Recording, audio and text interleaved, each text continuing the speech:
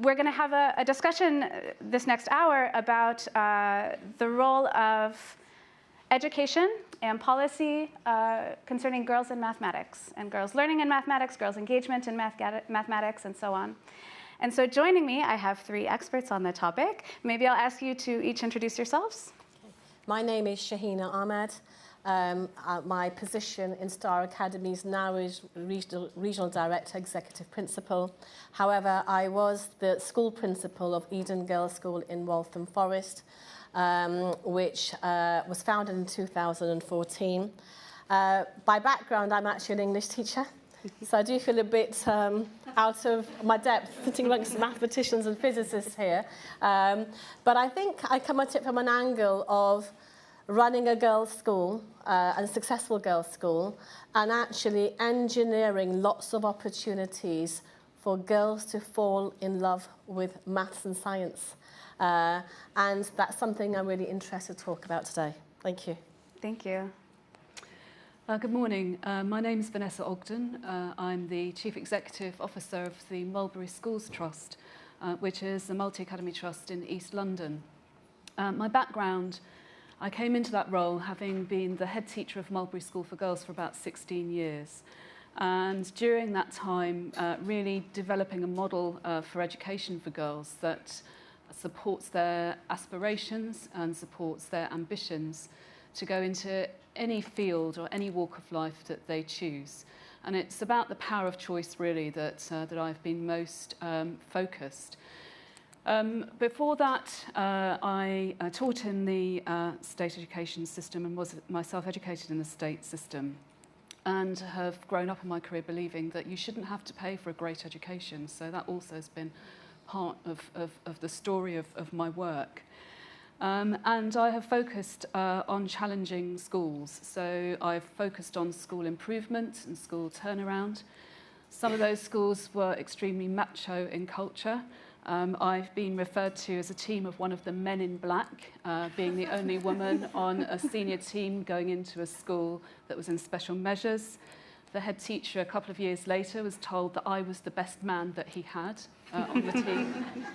And one of the ministers for schools once asked me amongst a group of male colleagues which one I worked for. And I thought passed it off quite well when I said, well, actually, I'm a head teacher myself. So I've walked the territory that Jocelyn was talking about earlier. Before education, I spent about 3 years in banking. And I think many things in my life have taught me that the most important thing, and the reason why I had so many groups of girls collecting themselves around me in these challenging schools, you know, it wasn't by chance. There was something really important to do in the education of girls and women. And that's where I've focused the last 20 years of my work. Hello everyone, my name is Dr. Ems Lord, and I'm a research fellow in the sciences at Clare Hall here at Cambridge, but I'm also heading up the Enrich project, which again is based here in Cambridge and is probably the world's largest maths outreach project. I didn't anticipate my career working out this way. I did my pure maths degree. And when I was doing that studying, I was given an opportunity to go and work in some schools. And when I went into those schools, I was saddened and surprised by some of the misconceptions that very young children had about maths and things they had to learn as they progressed through their schooling. So much to the disappointment of my parents at the time, I returned my grant to be a secondary maths teacher and became a primary specialist because I thought that's where we were really needed. And I then discovered that there weren't many primary teachers with maths degrees, so I very quickly got taken out of the classroom to become an advisor for the schools in my county, which again wasn't quite what I expected. But I kept coming against the same themes again and again, so I decided to return to academia, do my master's and do my PhD, whilst also working full-time in school improvement. And I had the opportunity to lead one of the biggest programmes to train primary teachers to become masters in their subject, which was fantastic. Unfortunately, a change in government meant that programme had to be changed and they had to have a new programme.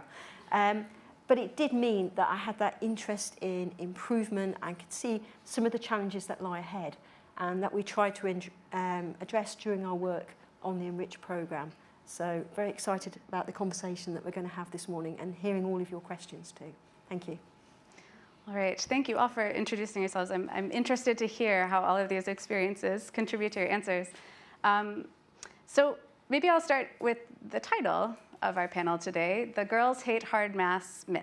So our title comes from the comment, which you may be familiar with, by head teacher Katharine Birbalsingh, who was criticized last year for saying that girls are less likely to choose physics A-levels because it involves hard maths. And she told MPs looking at how to boost diversity in science that physics was not a subject that girls tend to fancy, and added, I just don't think they like it. So I'm curious what each of you think of this comment, and whether in your experience girls do see mathematics differently than boys. Ems? Well, I think the first thing to pick up is how disappointed I was to hear that comment. Very disappointed. And then our background here, researchers on the group, I wanted to go back and look at the research behind that and where these things came from rather than just a hunch. Because in the maths faculty, everything's very well researched. You have a lot in medicine and random control trials. And I think actually having the research is incredibly important. So I went away and visited some schools and actually talked to some students to find out what they were saying. And it was incredibly interesting to find out why, when you have a school sixth form where not only are there girls doing maths and further maths, but they were the majority. So there were more girls than boys doing the maths. So when I went into the classroom, I was like, oh, this is fantastic. This is absolutely brilliant. They're all studying the subject. And then I was told, but none of them are going on to apply to study the subject at university. So I was like, okay, so tell me what's happening here. And they were explaining about their vision for their futures and how they saw their lives before them. And they wanted to help others. They were very clear about that. They wanted to help. And this seemed to be one of the issues, that they didn't see how becoming a mathematician could enable them to do that. So I think there's a lot of responsibility on us as a mathematics faculty to communicate that better, because we've got some fantastic people in the faculty who are doing research that certainly does help others, but we're certainly not communicating that, enabling the schools to disseminate that information. That's interesting. So it sounds like difficulty or preference was not a matter of, maybe let me say it this way. Preference was not a matter of difficulty, but rather a more rational decision about the shape that they wanted their careers to take. Exactly. That's interesting. What do you think? Yes, please, Vanessa. I do think it's about confidence in part. So when I was thinking about the whole sort of subject for this presentation this morning, I was really thinking of what I kept coming back to was culture, and the culture within schools and within other environments that means that girls either flourish or they don't flourish, regardless of what the subject is. And I think there's something about the real importance of confidence, being able to be confident enough to sort of have a voice and be able to use that voice really well and to be really visible. And I think if you don't see many role models in front of you of women who've trodden that path and can really kind of help you to see what you can be. I mean, it's become a little bit cliched now. You know, you have to be the change, or you have to, you know, if you want to be it, you have to see it. But I do think it's incredibly true. Every single time I've come back to this point that the role models that are ahead of you and their stories, and having access to those as young women is incredibly important.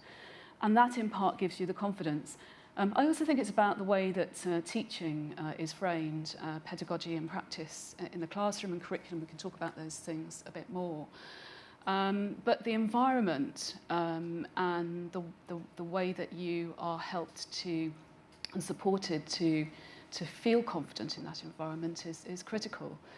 We were once involved in a documentary called The Trouble with Women Working. Actually, it was a couple of episodes on BBC Two, and it sort of tested out from an education perspective whether girls were more likely to opt for subjects like maths and physics if they were in single-sex school settings, and I do think that's also part of the story. Girls don't tend to differentiate so much between subjects. There is still some differentiation, but they don't tend to differentiate so much or feel confined or compelled into certain subject pathways in single gender settings. For education, that's certainly a common finding in the research. So there is something about the way that you can very carefully frame the culture and the environment of your school setting to support, to support access to those pathways. I wonder if I could maybe ask you a little bit more about this notion of building confidence. I mean, it's often phrased as girls having low levels of confidence. One could, of course, instead phrase it as boys having absurdly high overconfidence. Yeah. But I actually wonder, do you think that because of the lack of role models, because of the sort of societal history, that girls need more confidence to pursue mathematics than boys do? Well, we live in a sort of world of the male generic, don't we? Still, I mean, things are set up, with. I mean, this is my experience. It is set up in such a way as to preference the male, and so it's not really very surprising that girls might need more support to rebalance, the equation. Actually, certainly that's been my experience, and the model of education that we use at Mulberry is very much about that, about rebalancing the equation, working for a partnership of equals, and you have to do more in those spaces. It's not just about gender, of course, it's also about other underrepresented groups. So, I mean, Shahina will have an awful lot to say. I mean, I think building on what Vanessa's already said, I think it's really important for girls and inspiring girls to do maths, that from a very early age, they have opportunities actually to meet some of those role models in industry. And it's really important to set up some of those widening participation events, get some of those people in, get some of the girls to go out. And actually the teaching of maths, if I look at my school, we had the greatest entries for the GCHQ computing and coding challenge in the country. And that's because it was set up purposely as a team competition. And I think sometimes we miss a trick in the classroom where we become so obsessed with teaching to an exam, we sometimes take the love of the subject away. And perhaps what we need to do is actually inspire the classroom, inspire young children by making the subject more exciting. And that's also to do with pedagogy, that's to do with teacher subject and teacher expertise. So I think one of the challenges we face in our schools is actually attracting some of the best teachers. And I know that the government are facing that challenge as well. And it's something that I think as a society that we need to probably work on together. I think that's a good point about the role of government and society in this, right? Because, of course, teachers, I've not met many who want to teach to an exam, right? But there's a lot of external pressure, Yes, I think. there are. Yeah. There are. So maybe just to pull one more point that came up, I think, when you were discussing your experiences, Vanessa. So the role of women-only or girls-only environments, such as a single-sex school, we know it has some impact on the desire of women to study or girls to study mathematics, physics, and so on. So, for example, there's research by the Institute of Physics that say girls in single-sex schools are more than twice as likely to pursue maths or physics than girls in coeducational schools.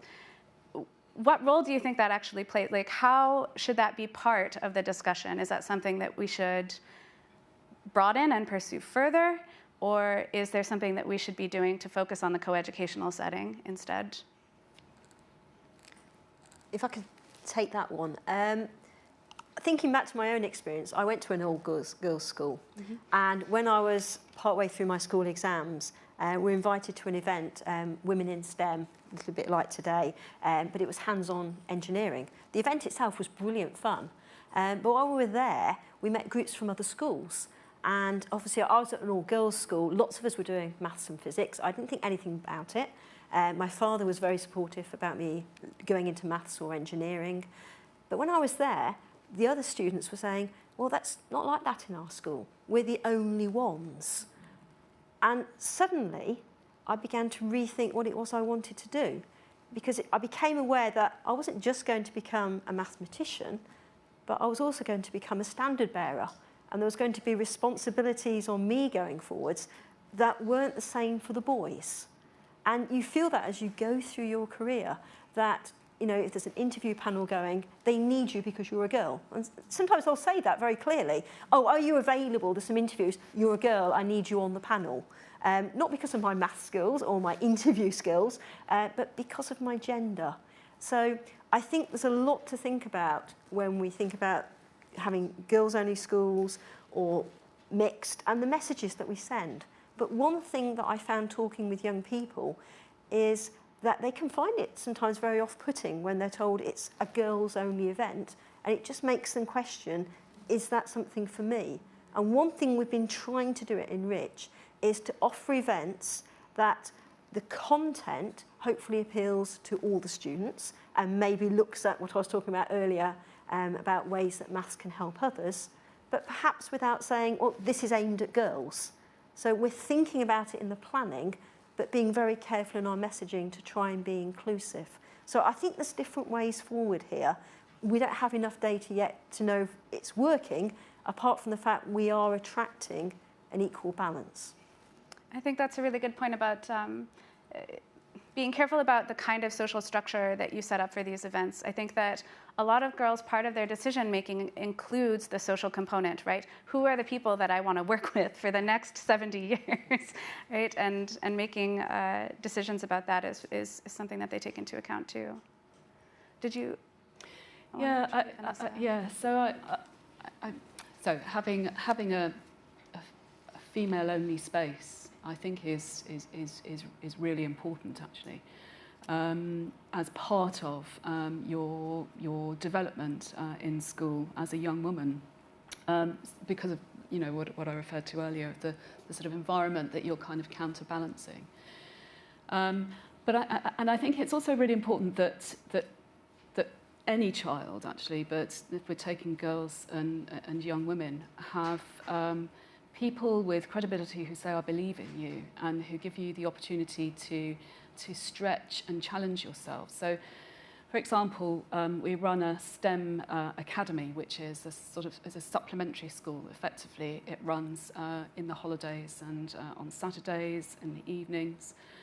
And it supplements our teaching in STEM in the classroom, in all our schools in the Trust, actually, but let's just take the girls' school, of which I was head teacher for so long. And we needed it, and we really needed it to supplement our teaching, because there was something about the wider experience. The curriculum somehow seemed a limiting factor with its extent and the way that it's framed and the way that it sort of obeys the sort of male generic that I spoke about. So to pull it out and to really fill out led to eventually much more participation. So we've seen participation since the STEM Academy has been running in physics, maths, computer science in particular, from girls and other underrepresented groups in our other schools, because there's a real focus. It seemed to be important, and it's sponsored, really importantly, it's sponsored by a big employer with an international reputation, who is absolutely behind the students very, very visibly, and saying, yeah, we believe that you have the talent, you just need the opportunity to have the same advantages as everybody else. And we're talking here about students on pupil premium in East London in particular. So the same opportunity requires more offer and more access in order to reach those industries. And its depth. And that's the other thing that's really important here, is that these initiatives need to be really deeply embedded, sustained over time. They are with us now until 2028 to really see a pipeline of talent through into STEM industries. And the evidence that we're seeing very, even early on is that that's working really, really well for those students. And they will be the visible face of STEM industries in the future. Fantastic. Well, I actually wanted to pivot a little bit to something that Shahina had mentioned about engaging the students and what are they interested in, what kind of maths material actually interests them. Because there's a lot of conversation right now about like what should the maths curriculum look like, right? Should we be teaching people pure mathematics or should we be teaching them, I guess, you know, the PM wants the young people to be able to apply for mortgages for obvious reasons, I suppose, and other practical skills. Yeah. I mean, what do you think about this question about teaching sort of applied versus theoretical mathematics, or maybe more broadly about engaging math teaching with more transferable skills, right? Is that something that you find has a gendered component that girls react to differently, perhaps? Over to you. I think when you look at the research, it's really interesting, and looking at the school's data. Go to any primary school, go into Key Stage 1, and the attainment boys, girls is pretty equal. Maybe the girls are outperforming the boys. As they go through Key Stage 2, it's noticeable that some of the highest attaining girls tend to fall back a little bit. Not a lot, but if I walked into maybe a Year 5, 6 classroom when I was a schools advisor, those girls who'd been on the top table in Key Stage 1 were now on the second to top table. They hadn't slipped back a lot, but a little bit.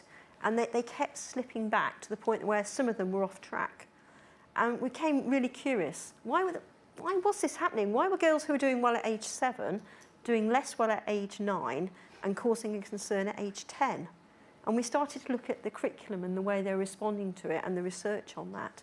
And it was arguing that the early primary curriculum was very appealing to the girls and their nature, that it was about learning a lot of facts and rules, and they were getting a lot of satisfaction from getting that right and getting the feedback from the teachers. And as they went through primary, especially towards the end, it became a little bit more about problem solving. For me, that's part of the excitement, solving the problem, finding the answers, comparing solutions. But the messages they'd been given up to that point was they were successful because they knew their times tables, because they could do long multiplication. And all of a sudden it became a little bit riskier. They're having to choose a strategy, maybe make a guess or an estimate. And there were some of them who felt a little bit less comfortable about that. And they were less reluctant to talk about things in class than maybe some of the boys were a little bit more outspoken. So they didn't put their hands up straight away. And then by the time their term came, they'd actually forgotten what it was they were going to say, which reinforced the idea that you shouldn't listen to them anyway because they had nothing to say. And as they went through some of the school, it became more about problem solving. And some of the girls didn't feel that attachment. So I think it's looking at the curriculum and thinking, what is it the children actually want to learn? What's engaging? There's an awful lot of politicians, policymakers, researchers talking about this. I'd like to hear what it is the children would actually like in their curriculum. A lot of them talk about they want to do more coding and use that. The solutions we get to enrich now include a lot of that. They're obviously very engaged in it, but it's not reflected in the curriculum, and curriculum change takes a long time because it's about the curriculum and it's about the assessment. So I do think we need to look at the curriculum again. The Maths to 18, which is in the news at the moment, when you go into those discussions, a lot of people are saying, well, if you're going to have more mathematicians age 16 plus, you've got to look at it again before then. There was a research report by an education group led by Margaret Brown, which did talk to teenagers about studying maths after GCSE. And the report title was, I Would Rather Die. There's a lot of work to do here. And I don't think Rishi anticipated that when he put out his proposal. Any thoughts from you, Shahina or Vanessa? No, not for me. I mean, I can press on a little bit because I'm curious the extent to which, you phrase this very much as appealing to all students, and I think you're absolutely right in that aspect. But there does seem to be some question of whether girls are particularly more interested in, say, cross-curriculum presentation of mathematics or applied mathematics. Is that something perhaps in your school experiences that you have found is true, or is that just something that we're being told? Mixed. I would say it's a mixed experience. Yeah. I think they do maths and geography within science and everything else. Sometimes they don't always make the connection. throughout. And I think when you come to teaching maths in those specific subjects, the maths teaching has to be very strong. And often what schools will do is bring mathematicians in to teach that bit of the curriculum component that then gives them confidence. So I think that's an important aspect of maths teaching. And I think they do enjoy it, but I think it's about whether the teaching is strong enough. When the teaching is strong, it's something that they grasp very quickly. Well, I hate to ask such an open-ended question, but how do we strengthen our teaching in maths? Well, I think that's the million-dollar question, isn't it? And we were talking to people at break and talking about how the best mathematicians don't always apply to become teachers because there's a discrepancy in pay, perhaps. And I think that's something for policymakers to think about. You know? So incentivization is certainly an issue that is at least understandable about how we might address the problem. I agree. Yeah. I mean, I do think both hard maths and cross-curricular maths and applied maths are all of those things are really important in the mix, as Shahina said. And I do agree. I mean, I think really great maths teaching, as with any subject, will spark the passion, will fire up. And I've seen some fabulous maths teaching by women and men, but women to the point of the conference today in my classrooms that have got students really, really engaged. And I think that's the key. I agree about content as well, the way that content is framed. You know, hard maths can be framed in a way which makes it exciting and engaging, and I've seen that too. And the way in which the teacher, and if you're in a co-ed setting as a girl, the way in which the teacher manages the class, manages asking questions, you know, who gets to say the answer, you know, how you spread your questions across both genders, if we're being binary about this, in classroom, how dialogue is framed and scaffolded, how group work is framed and scaffolded, who leads the groups. And I think more use of flipped learning. I think it might have been your point to me earlier in the green room about technology. You know, how technology is used, I think, is also quite sympathetic to other learning styles than perhaps very traditional, rigid styles that we might have seen in the past. And then there is something about assessment, to the point that was made earlier. You know, we're in a norm-referenced assessment system for exams. And so all the time, every year, there will be a proportion of students that fail to get to the required standard at the end of GCSE, if we just take that as a starting point. And I just feel that if it was the other way around and it was criterion referenced, where, you know, girls could see that it was fair and equal, the sort of the competitive edge that you feel having to reach, you know, a standard that might seem to you, you know, if you lack confidence, might seem to you to be unattainable. You know, in a way, it's turning the whole thing on its head, and really thinking through how the curriculum needs to work for every learner. Yeah, I would say that where there's really, really strong maths teaching, what you find, I was working in 11-16 school, that a large majority of girls actually went on to do maths and sciences. I think when it comes to the choice of A-levels, that's to do with cultural bias and the way that girls perceive their future careers. And I think someone made an earlier point that they want to be carers and caregivers. And I think we're not doing enough, perhaps, early on, looking at the opportunities that doing maths or physics can avail in terms of careers. And that's something I think that we need to address, because it's, you know, becoming a doctor or becoming a dentist or whatever is a safe occupation, you know, and I'm not sure that we're doing enough outreach work well enough, and you can come in on this, to say, actually, hang on, if you do this, this can also happen. Yeah. And perhaps we need to look at some, you know, apprenticeships and some bursaries, particularly for girls, if we want them to go in those fields. I like those ideas. I'm curious how we could implement that. I mean, since we know at such a young age that this is already an issue, what kind of thoughts you have about younger children, getting them that information about the utility of mathematics?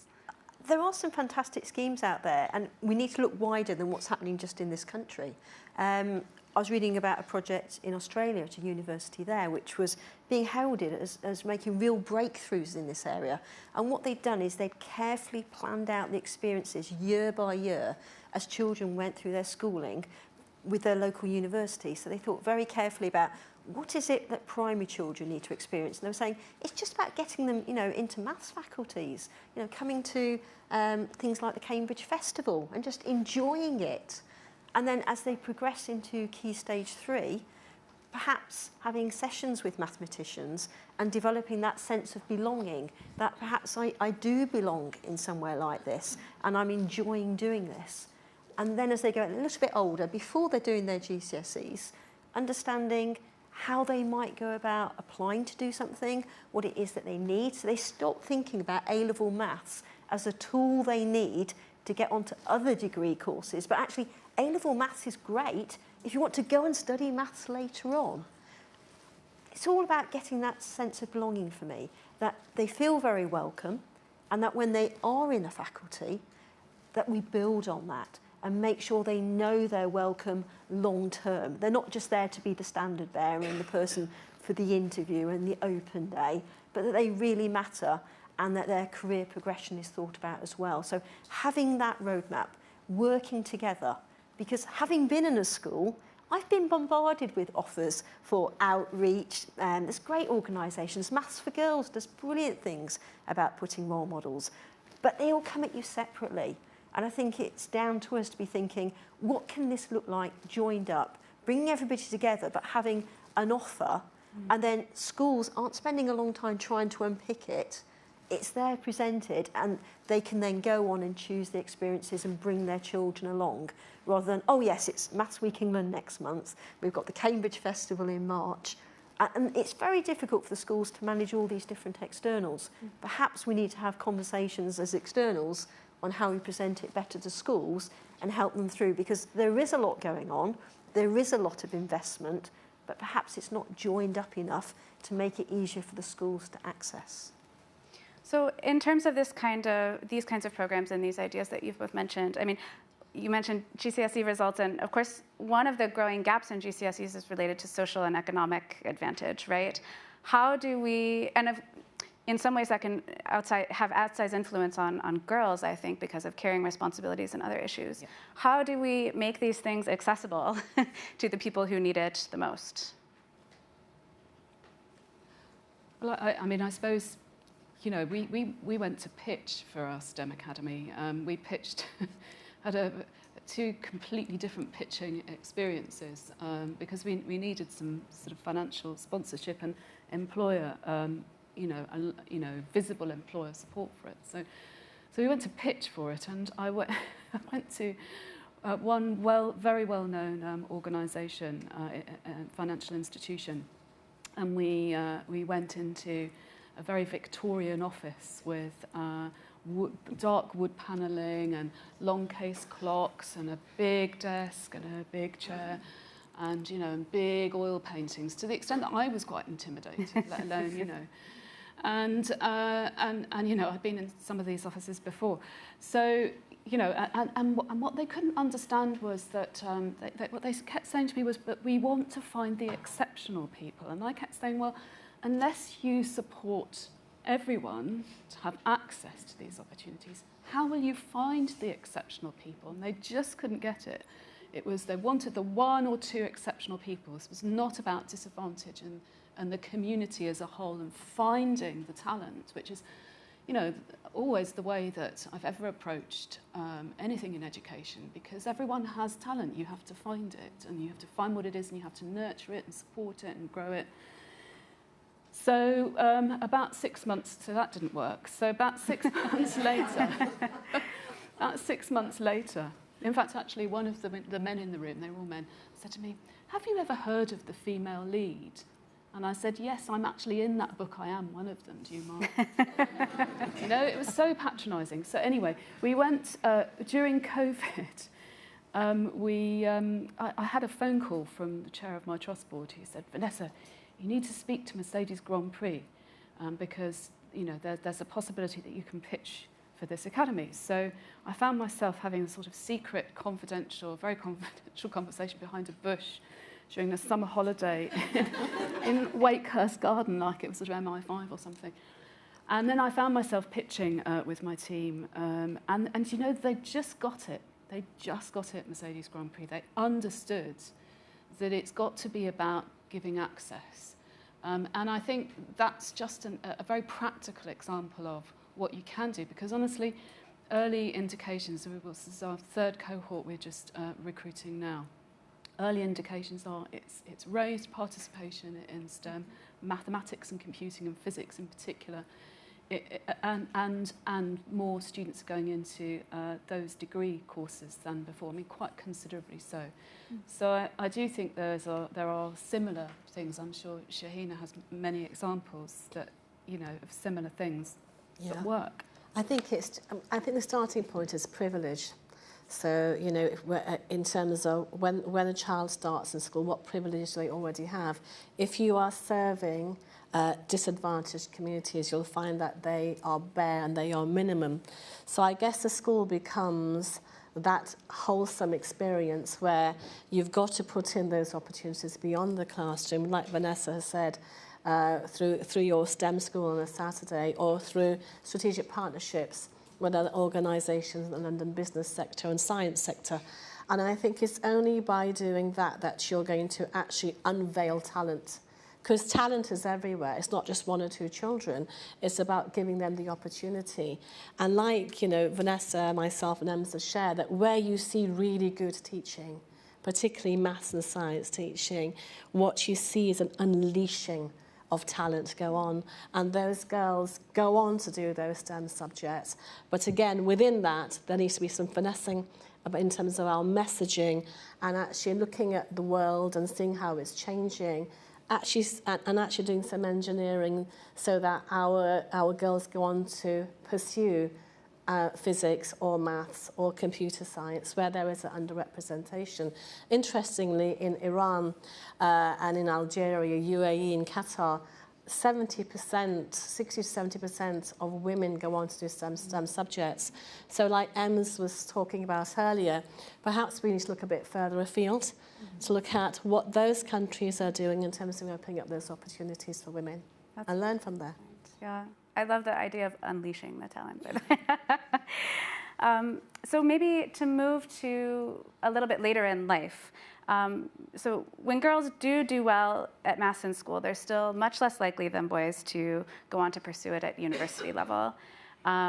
So for example, there's research from Engineering UK that says in students who study A-levels in maths or physics or both, say 23% of male students go on to study engineering or technology in higher education, but only 8% of girls do.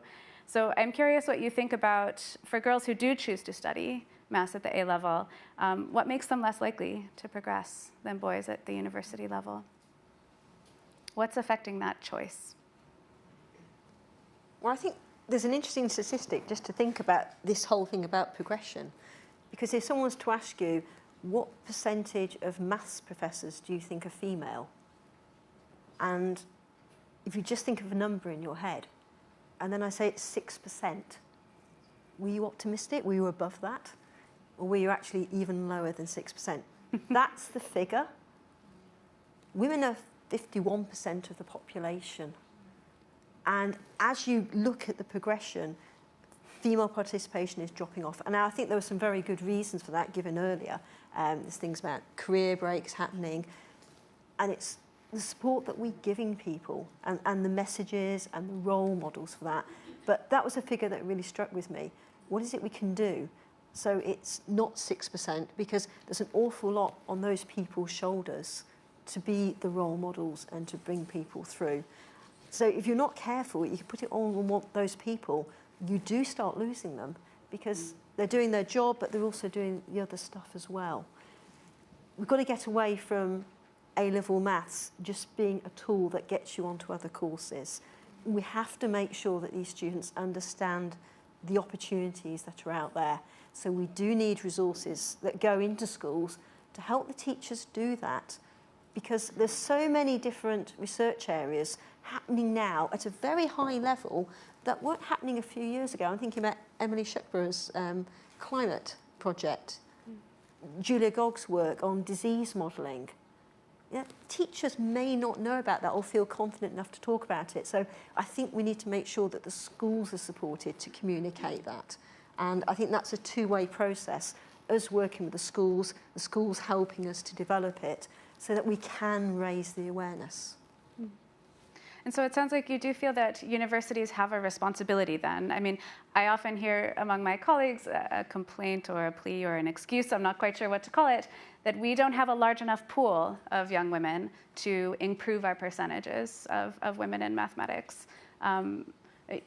What kind of responsibility do you feel like universities have to do this kind of engagement? Yes, they have a responsibility. I mean, they do, and employers as well. It's the education of our children, our nation's children, isn't it? And if we want them to be successful in any walk of life, there's a joint responsibility about this. We haven't had academic mathematicians into school. It's something that I will pursue now because, it's a really good point, isn't it?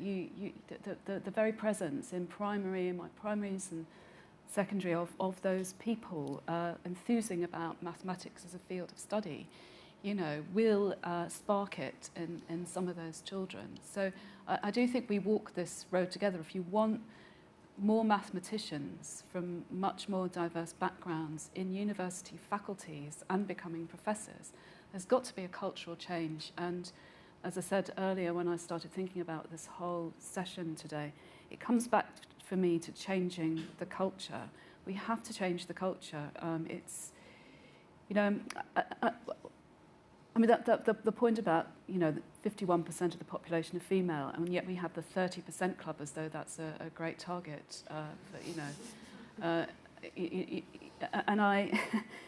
I've been in, I was asked to be a judge in a corporate award for a very well-known prize that is given each year, and there were 5 or 6 contenders, corporate contenders for this prize about how women were supported in their culture, and they were all sort of vying competitively for this prize, and 5 of the 6, the pace of change was glacial, completely glacial, and I feel this way about my own work really. 30 years and I'm still here talking about how we need to move more quickly. I don't have that much time left now compared to 30 years ago. It has to go faster. And I just sat there listening to these corporations. I know it's hard if you're a big corporation and an institution. There are things you have to work through environmentally to change the culture within a big organisation. But all of their work about supporting women was sort of was drilled down into projects, abroad, around CSR as opposed to really in this country. So not only was it really difficult for women, it was also extremely patronising and one could possibly say racist as well in its approach to how you bring underrepresented groups through. And in the end, the corporation that did get the prize was a very small, 99% female-owned entrepreneurial organisation that worked together co-constructively, collaboratively, had the agility and supported each other with their parenting. Again, to a point earlier about parenting in the previous session, you have to support each other and you have to champion those models of excellence in sharing between women and men. If I can press on a little bit about that, I mean, Em's made this point early in the discussion about somehow you're signing up for a different job if you are a leader in STEM and a woman, whether it's university professor or an industry leader, anything like that. How do we implement these ideas without the burden falling on precisely those women? Right? The programs that you're describing, in my experience at least, the people who are interested in doing these things tend to be women who already have a lot of other demands on their time. How do we do this in a more equitable way? It's hard.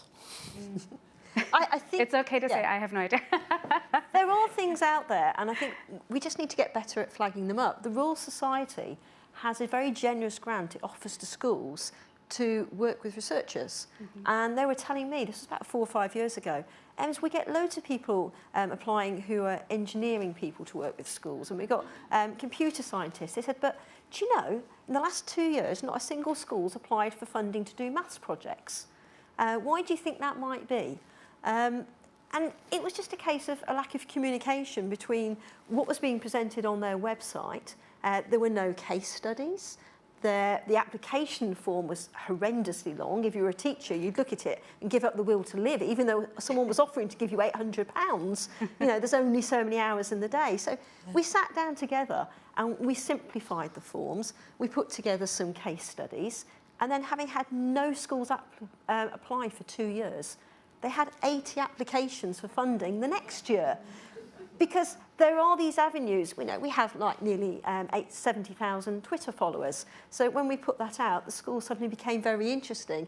And they went from no applications to being inundated. So I think it's just looking for these opportunities, working together with schools and saying, what is it you need? What can we do? Trying to widen the base so it doesn't just fall on a few individuals, because suddenly there were 80 schools wanting to work with mathematicians on a school-based research project. Well, that's great, because if all 80 go ahead, the next year there are 80 people who've been to the celebration event who are there available to be contacts to talk to about how they did it. And then the next year, the other schools can also become ambassadors. So it's just at investment at the beginning, thinking how do we make it sustainable so every year we're not starting again. I think it's having that approach. How do we make it a long-term project rather than we keep offering it year by year? How can we build it? I like that idea that the continuous approach has sort of exponential growth as opposed to these little sporadic things that you often hear about. Well, I think maybe this is the right time. I know there are a lot of interesting ideas here in the audience that I've heard already this morning, to let people ask some questions of our panelists. So I believe there is a microphone up here, and I'm curious to know, maybe here. Good morning. I enjoyed everybody's comments so much, but I want to circle back to a story that Dr. Lord told. And that was your brilliant observations about how young girls really ace maths at the beginning. They like the right answer, they like the praise. Then as they get older, they pull back a bit, and your observation was that they're less comfortable out of their comfort zone. Problem solving made them a bit uncomfortable, or the risk-taking. I thought that was brilliant. But why are we only seeing that in the girls and not the boys? So what is it about the culture that's leading to these observations that you make? That's such a good question. I think a lot of it is what's happening in the family home. We know that girls are very influenced by the environment that they're in. And a lot of the feedback is that they're behaving to type. And when they're doing well in their tests and everything, that's expected. Whereas perhaps with the boys, it's accepted that perhaps they don't knuckle down and learn everything. And maybe that's also going with type. So I don't think it's just what's happening in the classroom. I think it's the wider environment as well. But can I pass that over to you as well? I think that from a pedagogical perspective, I think actually if we were to take anything away from today, it'd be really good to do some research on equality assessment and teaching strategies to see actually what's going on in the classroom that supports that culture, where girls perhaps at key stage 2 are beginning to lose confidence when it comes to maths, having been very strong, and then are starting to regress. So I think that's something that we should look at. Yeah, there's some very interesting research out there where they did activities before tests. So before a maths test, children might be asked to colour in a picture. Yeah. And they tried them colouring in neutral pictures of farms, and they got them to colour in pictures of people playing football, people maybe doing the washing up, and then seeing what the impact was on the assessments. And it was really interesting and quite worrying that if the girls were doing pictures which are maybe seen as playing with dolls and that, actually their grades went down. Or even if they'd been doing netball rather than football beforehand, it actually affected their attainment, and it was significant effect, which is something I hadn't been aware of before I started looking into the research, and also the impact of having multiple choice questions rather than open questions. Now, sometimes I find it terrifying if I look at the multiple choices and then the answer I got isn't any of them, which I think has probably happened to all of us. But the research was showing that, longer term, that the girls did better when it was multiple choice and they could feel that perhaps they had got the right answer rather than that something was open. So I think the point about assessment is one we should look at more, yeah. A lot of what you've spoken about on the panel today has been obviously focused on the children themselves, but reflecting on my own experiences, probably 10 years ago now, choosing GCSEs, I remember specifically that there was like an electronics GCSE, it was a bit rare at state school, right? But, and he only went round and asked the boys if they wanted to do electronics. And I think, are we doing stuff about the teachers as well or not? I did do it. Me and my friend did it the first day, top of the class. Well, we've had a lot of conversation. We've had a lot of conversation about good teachers. I guess the question is a little bit, what can we do to counterbalance negative effects in the classroom like that? Yeah, I mean, it is all about school culture, school ethos and leadership. I mean, having had to deal with some very toxic leadership situations in my school improvement work, the head has, frighteningly really, as a head, has a huge amount of power and influence. And so, my work has been often about how we look at leadership culture in schools, which then lead to the kinds of environments that we've spoken about this morning as needing, both in the classroom, in the wider school around pastoral care, for example. It's enormously important in order to stop those kinds of experiences from happening, or if they happen, knowing that they've happened and picking them up and dealing with that, because it's not right. So I think, Shahina's point about, surveying and research, I think there's a lot to find out about girls' lived experience of school life, actually. If everyone's invited has taught us anything, it's that there's stuff that goes on below the surface that has a negative impact on girls' experience of education, which leads to capping their abilities in all sorts of ways.